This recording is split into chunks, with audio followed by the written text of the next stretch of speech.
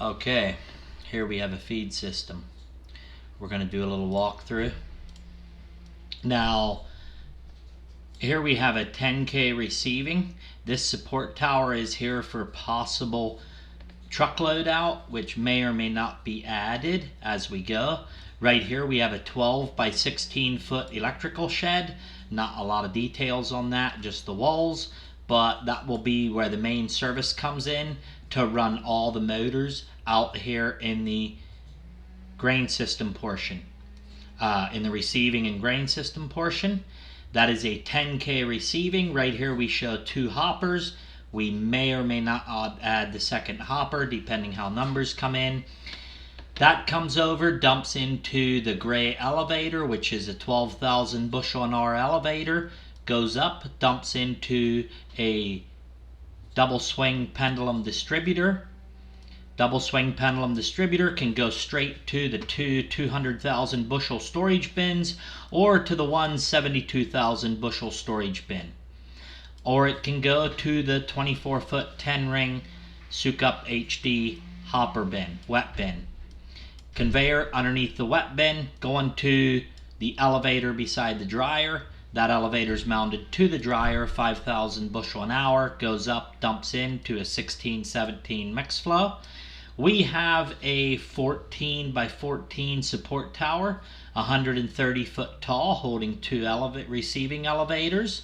We have the yellow elevator, is a 5,000 bushel an hour elevator. That is just the dry elevator that comes off the dryer unload. The dryer is on 5 foot legs and will have an 8 foot extension. Does not show that here, but we'll have an 8 foot extension to dump into that leg.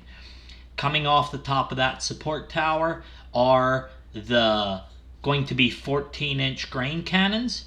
They're going to go from that support tower out to the peak. There's going to be a small 10 by 10 or 6 by 6 support on this peak to hold the top conveyor. And then the bottom conveyor will have electric slide gate as the automation controls will run that. And these 2 bins will be for corn. Another 14-inch conveyor going across here. That way when they unload at 10,000 bushel an hour, we can take 10,000 bushel an hour the whole way to the bin.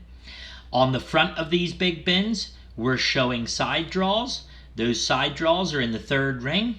They will dump into a bypass hopper on this reclaim conveyor. This will be about a 6,000 bushel an hour reclaim conveyor, and there will be a side draw in the 3rd ring dumping into there. There will be a 10-inch paddle sweep unload, 10-inch auger with paddle sweep unload in the bin, dumping into the same bypass hopper.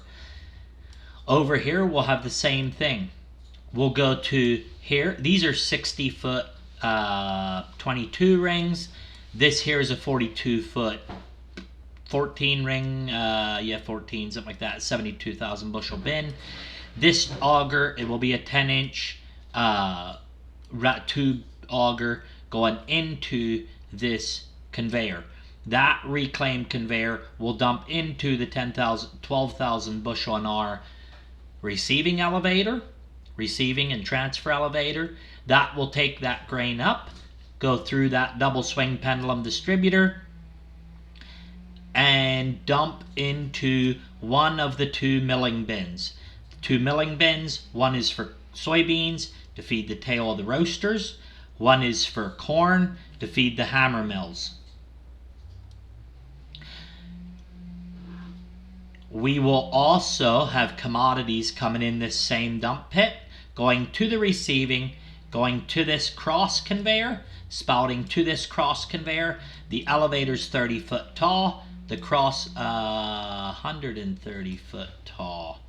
10, 20, 30, 40, 50, 60, 70, 80, 90, 100, 110, 120, 130. So that's 130 foot tall. At 90 foot, we have a 12,000 bushel an hour conveyor that comes out across here, supported by a support tower halfway. This is a 100 foot long conveyor. At 50 foot, we have a support tower, and at the end, we have a support tower. At the support tower at the end, there will be a distributor. That distributor will have 9 spouts on it. 9 spouts to dump into our commodity bins here. Here we will have 2 bins, one for roasted soybean meal, one for ground cornmeal. It will be blown into them bins from the soybean roasting grinder right here and from the cornmeal grinders here. That'll be blown into there. That'll be blown into there. So all of these bins over here, since they have 14-inch spouts coming to them, we have 14-inch vent pipes jumping from bin to bin for venting all of these bins together.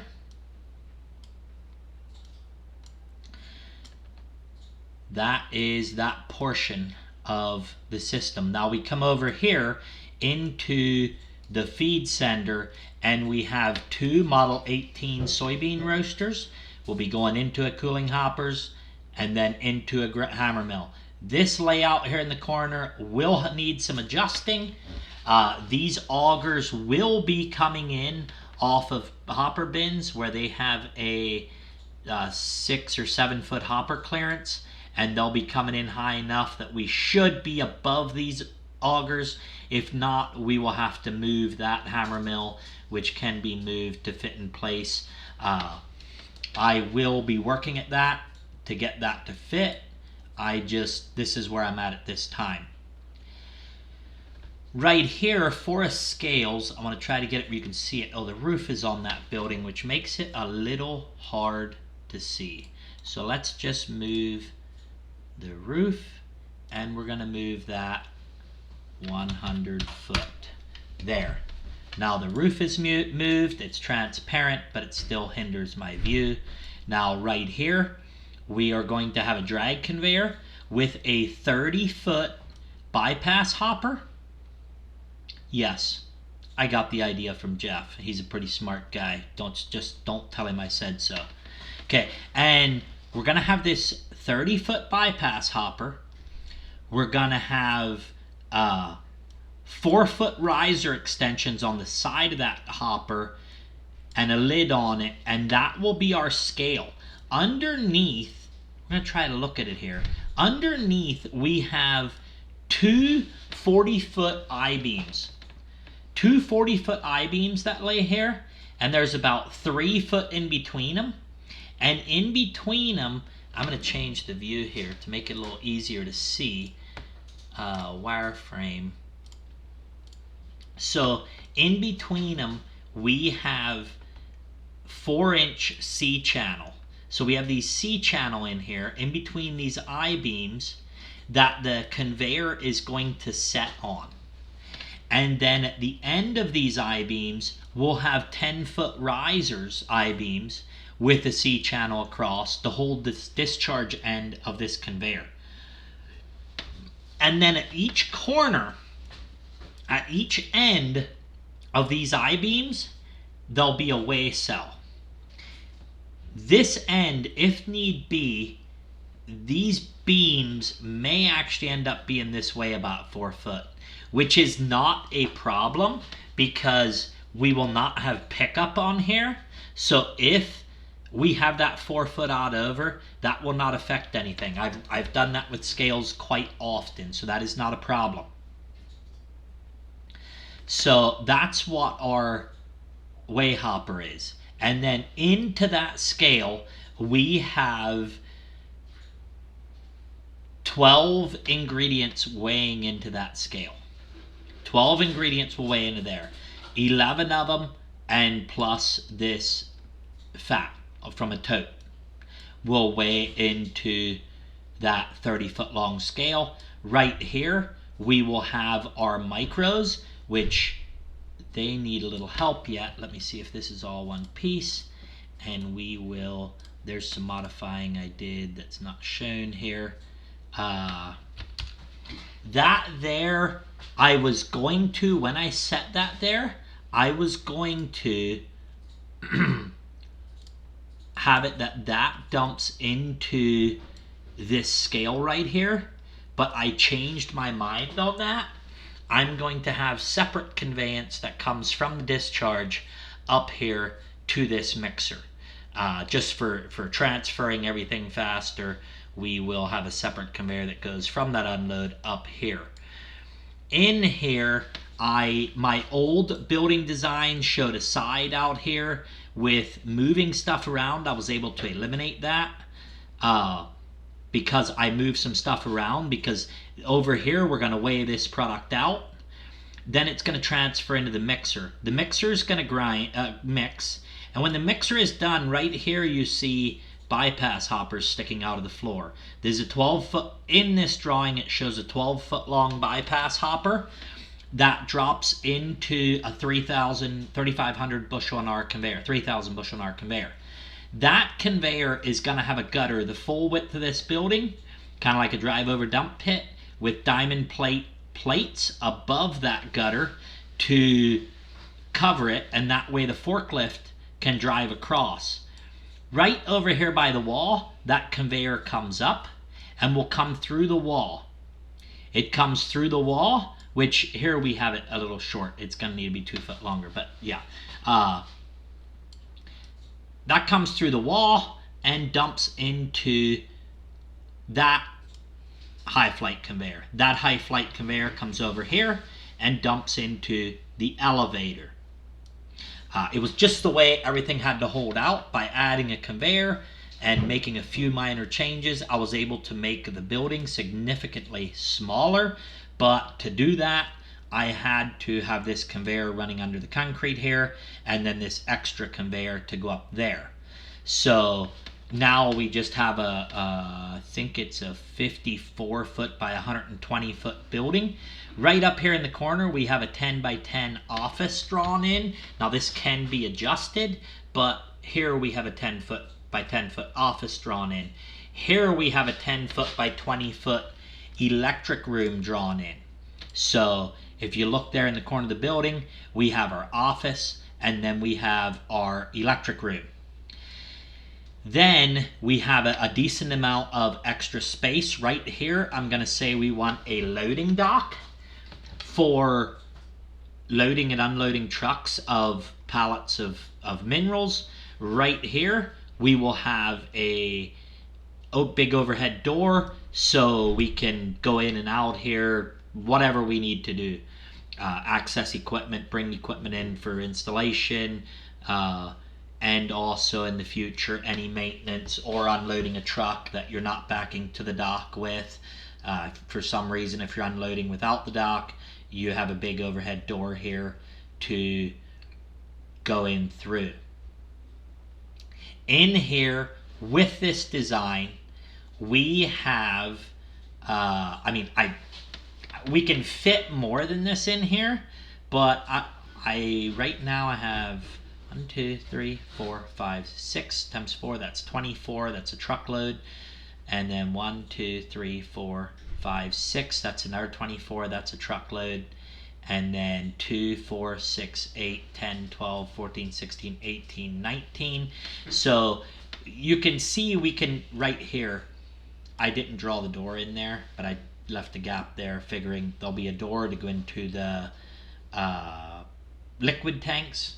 So we're going to have a room here for liquid tanks, and that will need a 12-foot high ceiling, and which actually we might end up just setting those liquid tanks right inside here. They can maybe set right in here, have them 2 liquid tanks right here, and skip that part of the building, because those liquid tanks would fit in here, and that would be fine in here. And because we can, if you see here, coming off of here, we can fit another row of pallets here. We can fit more back here. We can have a row of pallets back here. Like there's, if we needed to get a truck unloaded, we could fit a few truckloads in here. So at this point, I think this is our most economical building to build at this time, is the 54 by 120 foot. Then we come out here, we go into this elevator. This is a 10, 20, 30, 40, 50, 60, 70, 80, 90, 110 foot elevator in this drawing. I think we figured there needs to be 100 foot. Them spouts are really, really straight. And on top of that structure, we have eight 56. I need to check here quick on the capacity.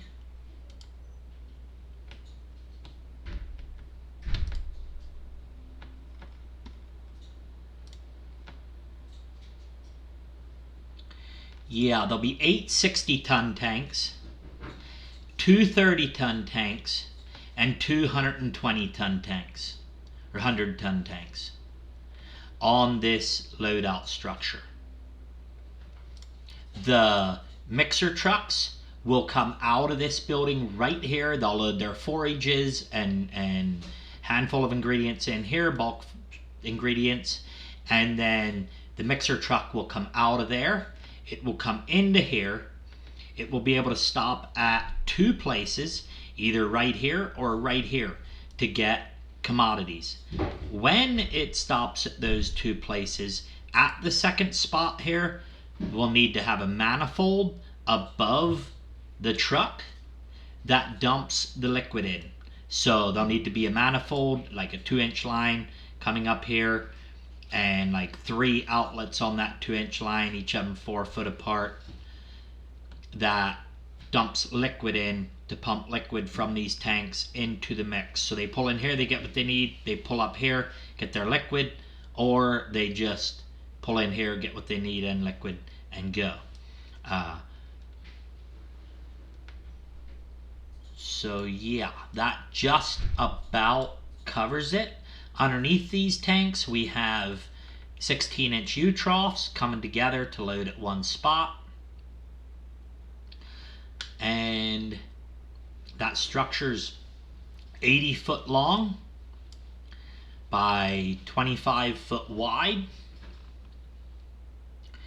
Should be able to have 1 ladder going up to the top of this first bin. Actually right here at the elevator. The elevator should have a ladder going up.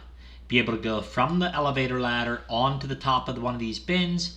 Have these bins connected in between so you can walk from one to the next. Right here we'll need a ladder and railing on the side of it, or cage, depending on the height. That's going to be about a 6 foot tall ladder, so we'd need railing on the side of it. So you climb down here, you walk from bin to bin down here, go back up, walk around up here, cross here, possibly yes, that'll be about a foot off right there. So we'll need a little catwalk with a step right here, and again right here. And then over here, going from this bin down to this one, we'll have a ladder again to come down and walk around on the top of these for checking them. All of these bins will have radar sensors in them to say how many feet of product is in the bin at all times, with live data on that. All of these hopper bins here will have radar sensors in also, so we'll have live data on how deep the feed is in every one of these bins here also. And these corn bins, because this will need to throw an alarm to say it needs to be refilled, so they will have sensors in also.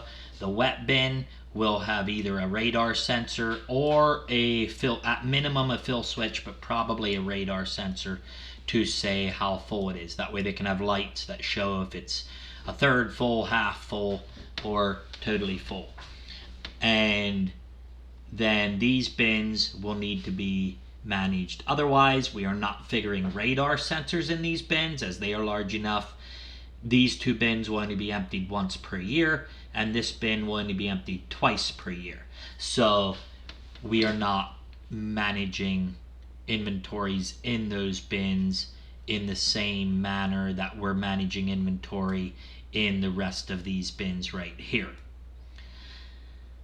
So I believe that covers the system, and I keep cleaning it up, changing it around a little bit, making it nicer, and from now until it's built, there will be minor changes made as I find flaws in the design, and as other people who view this find flaws in the design, I will be changing things. At this time, the only major flaw I have is this hammer mill here in the corner, which, yes, I'm aware of that. I'm also aware this auger can move a little bit, and if I'm not mistaken, yes, this auger here is coming in through level, totally level. All of these augers are level.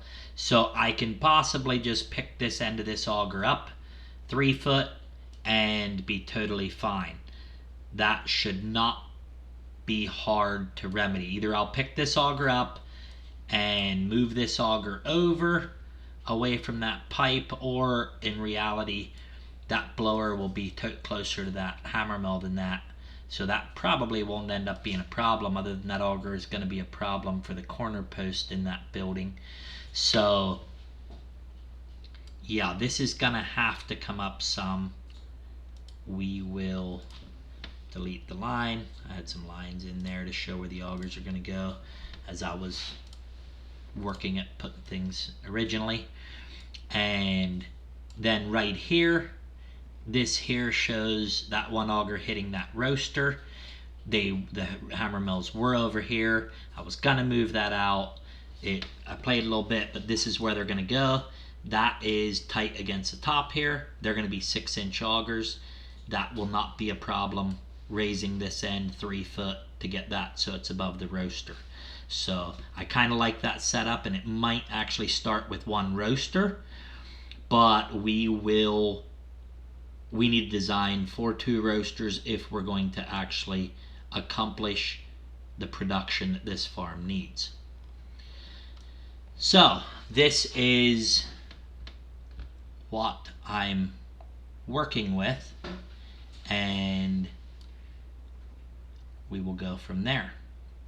If I would need to in the future, it would not be hard to set another scale like this right alongside and have a whole row of bag stands dumping into it, or more augers. It would be quite easy for expansion on this system, or I could even, depending on the setup, I could put a receiving like this out. Nope, it would have to be a short one here, a short hopper going up, and then have bins here that dump into that. But it would not be hard to increase my number of ingredients going into the mix by 6 or 8 ingredients without a lot of changes on this system design.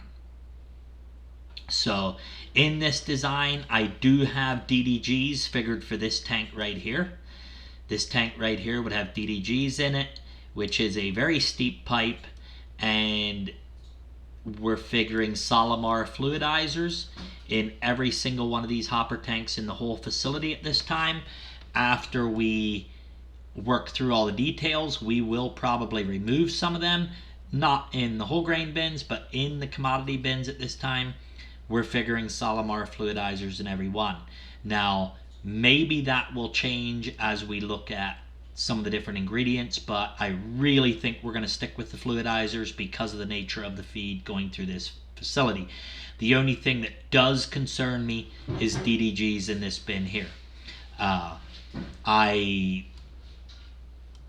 They concern me running them through a facility like this.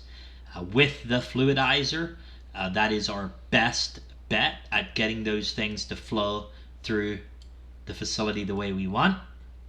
And worst case scenario, we'd have to put them in this building, but from what I've seen, I think we're going to be happy with them running through this bin.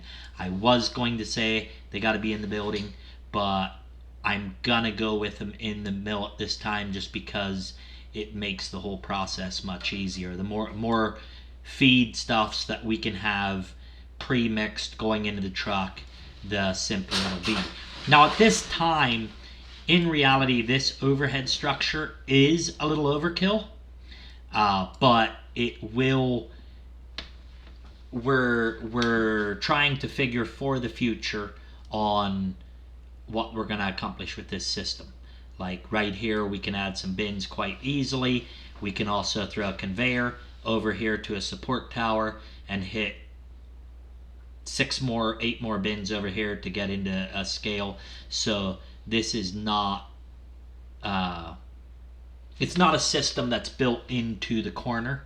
Yes, it's very much built in the corner with the road right here, buildings here, hill sloping off here, and forage bunk silos coming down through where this line is. So yes, we're very much in the corner, but I think it's designed in a way that in the next 10 years we can add a handful of bins and still be happy with the operation of things.